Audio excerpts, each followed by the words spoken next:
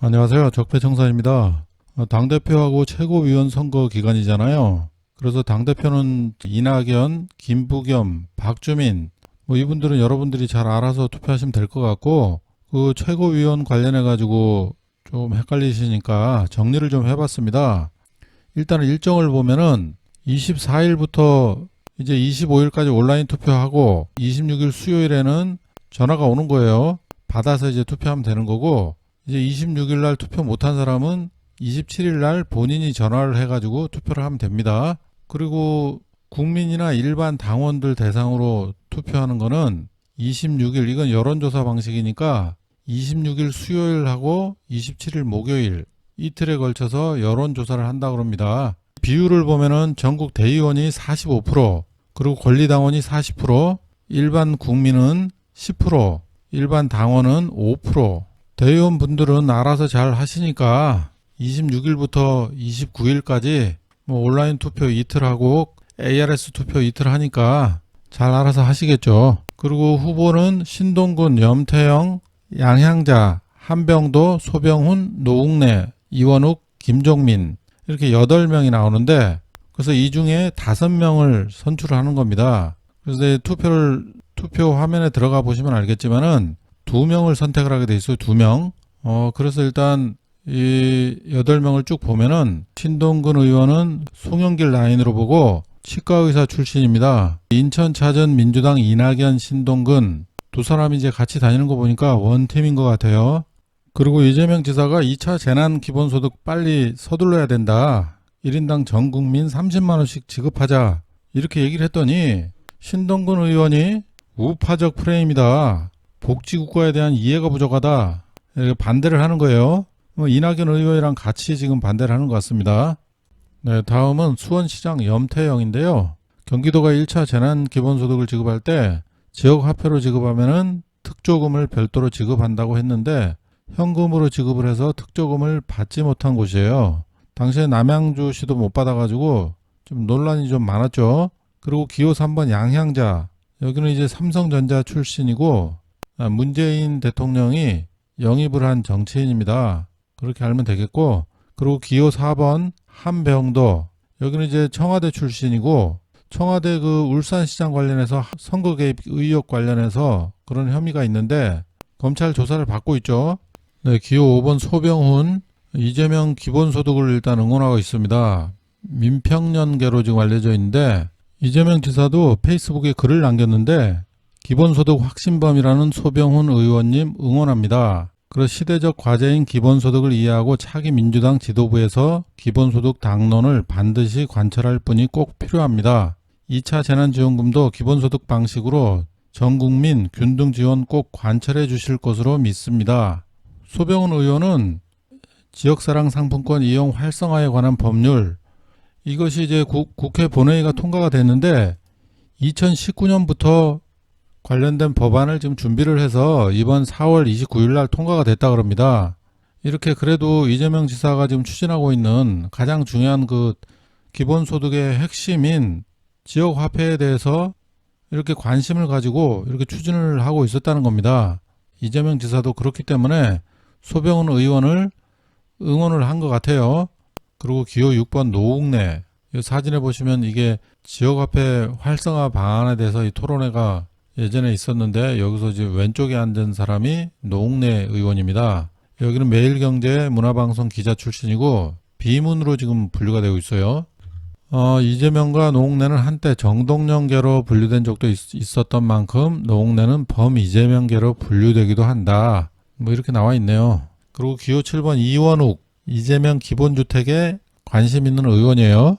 이원욱 의원이 글 남긴 거 보면은 이재명 지사와 서민들이 가장 불안해하는 부동산 관련 정책 논의를 했습니다. 서민 주거 안정이 주택 정책의 목적이라는 점에 대해서 이 지사님 저 모두 공감했습니다.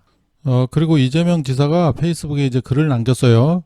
이원욱 의원님, 경기도에 많은 도움 바랍니다. 이원욱 최고위원 후보께서 경기도를 방문해서 제가 가장 역점을 둔 기본주택 정책에 관심이 많았습니다. 최고위원이 되면 당론으로 기본주택을 추진하고 아울러 경기도 출신이니 경기도정도 큰 도움 주실 것 같습니다. 글을 길게 남겼습니다. 짧게 제가 보여드리는 건데, 그래서 이재명 지사가 이원욱 후보에게도 관심을 좀 보여주고 있는 것 같습니다. 그리고 기호 8번 김종민, 안희정계인데 안희정이 잘못되는 바람에 친문으로 편입한 의원입니다. 전해철 김경수와도 친분이 있고 조국을 또 적극 옹호를 했었죠. 최고위원 8명을 소개를 해드렸는데요.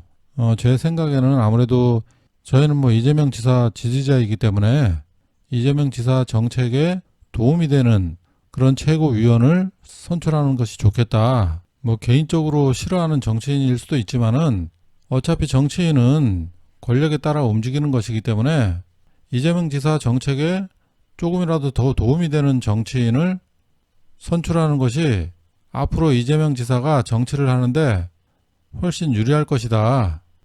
그런 판단을 하고 있습니다. 저는 참고하시고 여러분이 알아서 선택을 하시면 되겠습니다. 그리고 투표 그 화면에 들어가면은 안건 1이 또 따로 있어요. 갑자기 이런 안건이 나오니까 당황들 하시겠죠. 더불어민주당은 투명하고 예측 가능한 시스템 공천을 위해 제20대 대통령 선거 후보자 선출 규정을 특별 당규로 제정하고자 합니다. 선생님께서는 이에 찬성하십니까? 반대하십니까? 아니 뭔지도 모르는데 갑자기 이렇게 하라 그러니까 이걸 어떻게 하겠어요? 그래서 좀 찾아봤죠. 찾아봤는데 전 기사를 보니까 이낙연 웃고 이재명 아쉬운 이유, 이낙연이 웃는다, 이낙연에게 유리하다, 안이 다 정해져 있어요. 정해져 있는데 이제 전당대회에서 확정이 된다는 얘기입니다. 이게. 그런데 어쨌든 이게 뭐 이낙연이 웃는다니까 우리 입장에서는 일단은 뭐 반대를 하는 게 좋을 것 같아가지고 반대했습니다. 나는. 이게 여기서 지금 가장 관심을 가졌던 게 뭐냐. 대선 전 180일로 정해진 후보 선출 시한이 유지돼 대권 잠룡들의 희비가 엇갈리는 분위기다. 그래서 원래는 100일이 논의가 됐었는데 그것이 이제 없었던 걸로 하고 180일로 이제 정해진 겁니다. 이게. 그러니까 180일 전에 후보를 선출을 해야 된다. 그 선출하려면은 후보가 하고 있는 일을 내려놔야 되잖아요.